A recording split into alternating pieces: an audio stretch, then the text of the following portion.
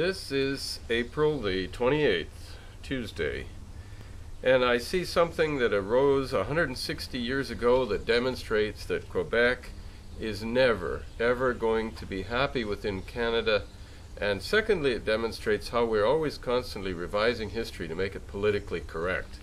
The story comes out of Canadian press, and it deals with an editorial of the Montreal Gazette of April the 25th, get this, 1849, that was the result of Louis Lafontaine introducing a bill into the Canadian Parliament at that time that would compensate those who lost property in the armed political uprisings of 1837 and 1838.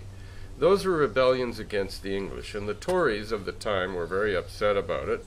So the Gazette wrote an editorial entitled, "Rebellion is the Law of the Land," which meant, I suppose, we don't get to hear what the editorial said because that wouldn't be politically correct. We can't even repeat what was historically said at the time for fear of inciting hatred today. That's how politically correct we are.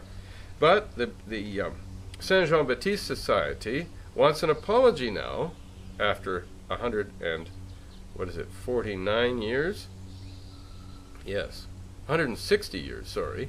After 160 years, the Saint Jean-Baptiste Society wants an apology from the Montreal Gazette for the editorial which was, quote, "a call to the supremacy of the English race." It is unacceptable that the Gazette has always refused to apologize and recognize its mistakes. Well, 2 points from the philosopher from the wall here.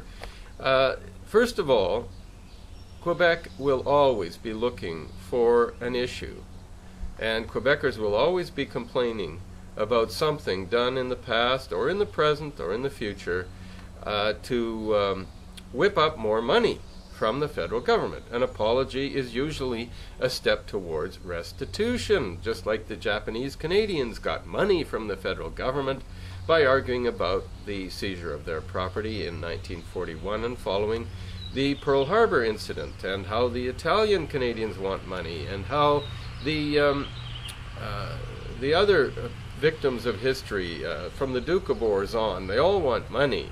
And it's always a case of victim status in Canada. How do we get money from the federal government? By whipping up the sentiment of guilt about some time in history when our group was victimized. And the French Canadians are the best at it, and they have made sure of this. And to bring it right up to the present, we have a current demonstration in the National Post today, April the 28th, which is Tuesday, today. Canada Day cash flowing to Quebec, file reveals. What it demonstrates is that 85% of the federal money to celebrate Canada Day. Of course, we have to be paid to celebrate the national holiday from the federal treasury. We would get money to celebrate Canada Day. Saskatchewan will receive 50,000, Alberta will receive 50,000, British Columbia 100,000, and Ontario 100,000, British Columbia 55,000. That's about right. 2 to 1 for Ontario. But guess what Quebec gets? They get 3.2 million out of 3.8 million.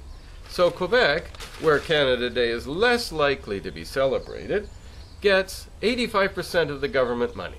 Now, isn't that typical? They're complaining about something 160 years ago, and today they're getting 85% of the federal money. My friends in Western Canada, doesn't this tell you all you need to know? Do you need to know any more? How much more money do you need to give Quebec to complain more about how terrible English Canada is?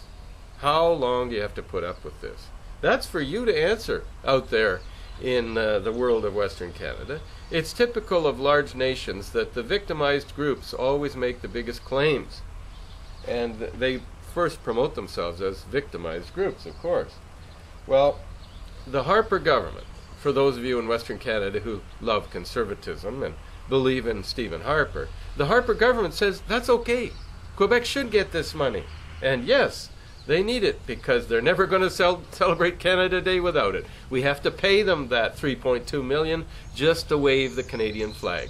Look, that's another very good reason, a pretty profound reason to free the West.